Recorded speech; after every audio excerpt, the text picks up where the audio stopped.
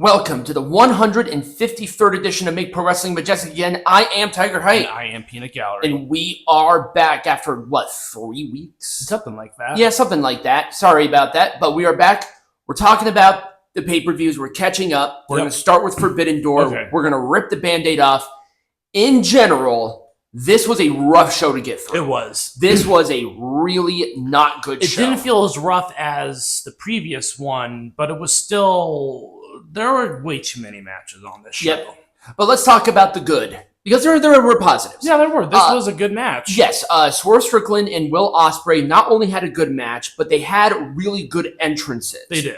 I liked the Hayabusa tribute from Will Ospreay. He got permission from the family to do that, which I thought was great to see. And then we had John Jones, who was a legendary rapper from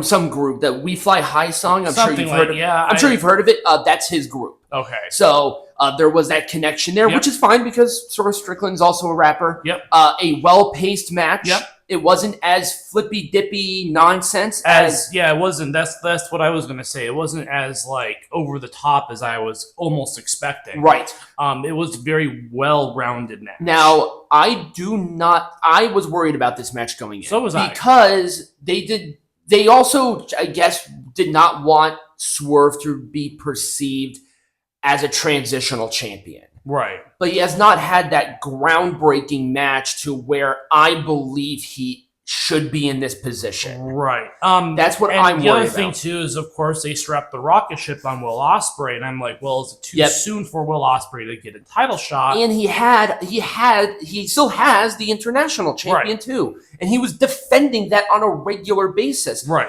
But that's not what the number one contender does. Right. Well, you say of it what you will. All in all, the match was pretty good. They got out of this without escape. Yep. So I'm very happy about that. Thank God that Tetsuya Naito won. I know, but Tetsuya Naito is the only main eventer that New Japan Pro Wrestling has at the moment. I know. But this was 100% a not necessary title transition between Naito and Moxley. I think it wasn't. I think that they did this because they wanted the championship to be in Japan. They wanted the title holder, because it was G1 season.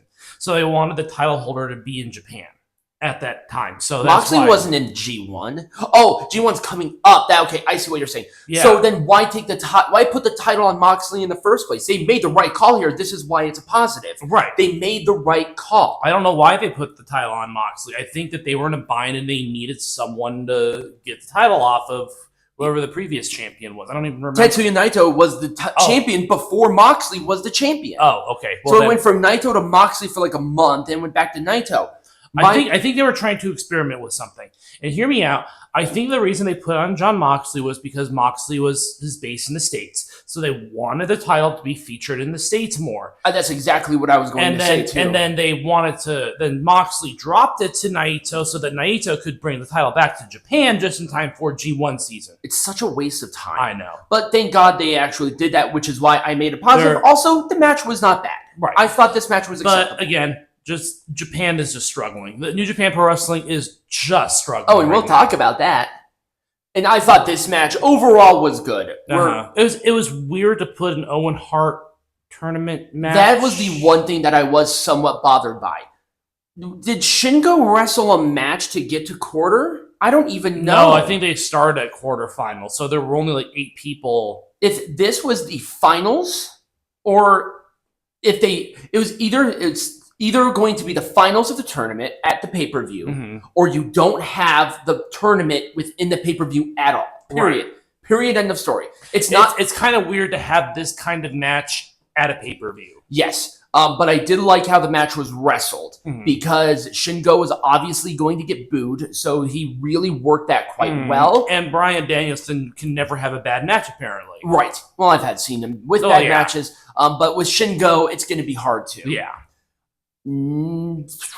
Oh gosh, now we have to get to the bad. This whole thing was a colossal mess. I have no idea what happened with this match. Now I put this in here not necessarily for the match, but I also really like the crowd, which is why this is a good transition between the good and the bad. The crowd was hilarious. Yes. Chanting to Jericho, please retire.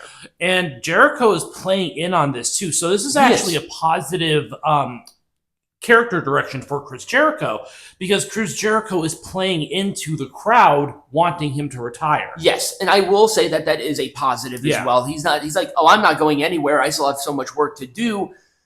Jeff Cobb was a last-minute replacement, so I can't necessarily fault. You can't fault anyone AEW for it. But I guess this should have been on the pre-show. I have no idea why this was on main. No Samoa idea. Joe, Hook, and Shibata is kind of a weird, I kind of like it. Kind of a weird trio. I kind of like it. They all have a very similar style. I think it just there's not a lot of, to me, there's just not a lot of cohesion, because they're not like a real group like Chris Jericho is with the Learning Tree. The trios division is kind of weird, but I like the experiment with Joe, Hook, and Shibata. I think it will. I think they should have not done this at the pay-per-view. Yeah, or at the very least put it on the buy-in. Right. But once again, the transition here I thought was good between Jericho, because Jericho is awful. And of course, if you really want to go into it, we have to talk about the stuff with Stephanie Vaquer. Is that Vaquer. So she's in WWE. She went there immediately. Yep. Dropping the 2 titles that she had with CMLL. Yep. Mercedes' ego here is out of control. She is absolutely garbage in the ring. Vaquer, bless her heart, tried her best. Yes. Now, let's talk about how all of this transpired, because really all of it is within this realm. So this match was kind of a tryout for both WWE and AEW. They both wanted her. Yes. Stephanie has always wanted to wrestle in the WWE. So when WWE approached her with a contract, she signed it immediately. Right. We don't know the status of her CMLL contract, if there was even a contract at all. My guess is that there wasn't a contract. I feel like it was a case-by-case basis regarding her role. I think she was done on, she was paid on a match-by-match basis, which is something you don't want to do for your women's world champion. Not just a women's world champion, she was a double champion. Right. So what happened essentially was she signed a contract, and then she's like, well, I don't have any other commitments. Yep. So she just pulled out. And I want to see official documentation regarding actual commitments, because I've been hearing the rumor mill that she did have contractual commitments, but why would WWE put themselves in that kind of absolute dumbass position on just signing a person who's already signed? There would be no reason for WWE to do that. Again, that's why I'm thinking that she wasn't signed to a contract, that there was no contractual obligation to work those dates. Right.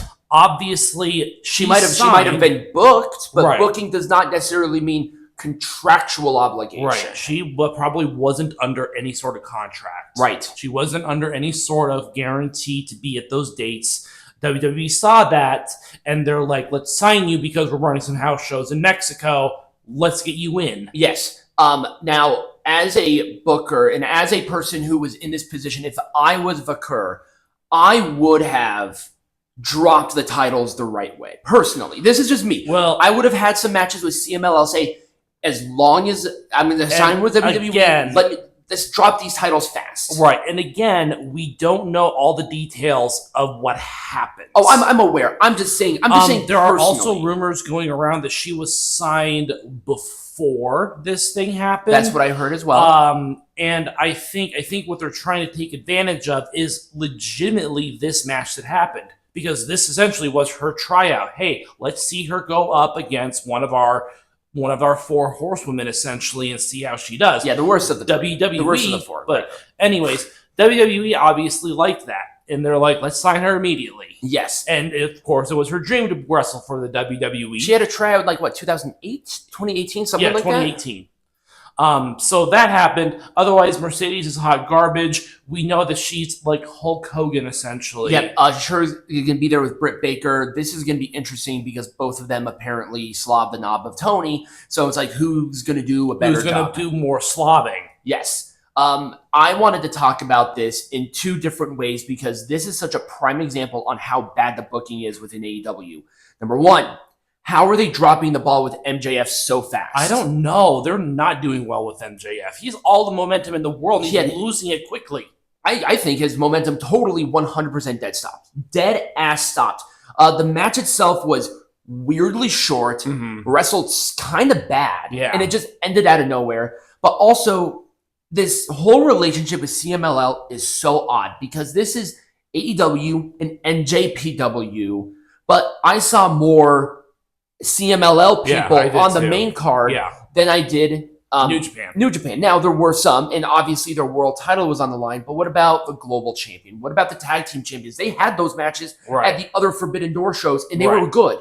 This was a weird, amalgamation mess. And I wonder if New Japan is starting to get a little pissed at that too. I would be pissed off. You're introducing other promotions when this should just be a showcase of New Japan. Because I don't know I don't have an understanding of this, but I feel like New Japan Pro Wrestling is paying for some of this show to happen, like the production and everything. And they're getting really screwed. Right, if CMLL is being featured in more frequent matches than them. Now, they had some stars there, and they, like I said, they had their world title on the line, but there wasn't really anything else outside of that. Where are these other dream matches that we could possibly see with it? Why was CMLL included so much into this? It was just such a weird choice. It's just the shiny new toy that Tony wants to play with CMLL right now. That's what this is. Now, Tomohiro Ishii apparently is going to be working within AEW and the United States for the majority of the summer now, so that's fine. But it's more Tomohiro Ishii is not involved in the G1. Right. Obviously, they want to elevate some new stars, but they should have done that years ago. Yeah, they sort of dropped the ball regarding the rise of new stars. This was weird. It was a weird match. Now, this match itself was okay. It's what happened afterwards that was kind of weird. They all just hugged and holding hands, and I'm like, well, now Mina Shirakawa is totally useless. What was the point? This is looking at it as it relates to hindsight perspective. Why? Mariah May was trying to divide her attention here, and then all of a sudden now they're all working together after a match. I'm sorry, I don't. And then 2 weeks later, she totally betrays Toni Storm. Yeah, exactly. So what was the point of all of that? There was no point. Mina Shirakawa wasn't even involved in that final segment, and I liked the segment. I think Mina should have been involved in that because then switch Mina and Mariah May out, and then you can do something like that. Then you have an establishment. This was just like a weird angle, but also the double standard. And we're going to talk about double standards later on in the show. But the double standard that we saw here with this love triangle, because, I mean, it's a love triangle. Yeah, it's a lesbian love triangle. And then the reaction to Dominic and Liv Morgan's entire feud and their entire relationship aspect is so apparent. Yeah. Look at the reaction difference. It's ridiculous. Yeah. Now, that's not anybody's fault necessarily. It's just really the cult-like behavior that the other company has. The downfall of Kazuchika Okada needs to be studied. He is sitting there dancing, and he is in a know-nothing six-person tag with scissor people, Hiroshi Tanahashi, and the Young Bucks. This guy had an aura. Right. This guy had this it factor. Yeah, he was like main boss energy. Yeah, final boss energy. He has no main boss energy. No. I like Okada as a heel, but he has no main boss energy. No, he's just zero. He's nothing. He has fallen from grace. He was literally the John Cena of New Japan Pro Wrestling. Right. He was, and he turned into a nothing burger. He is a nothing burger. He is doing this now. If I was them, I would have been knocking on WWE's door, but WWE could have paid me as much as AEW is. Exactly. Exactly. And I think this is actually my final point on this. Yep, that was my final point. Okay. Perfect. So when we come back, let's move on to something a little bit better. Are we discussing Money in the Bank first or Heatwave? We're doing Money in the Bank Okay, first. perfect.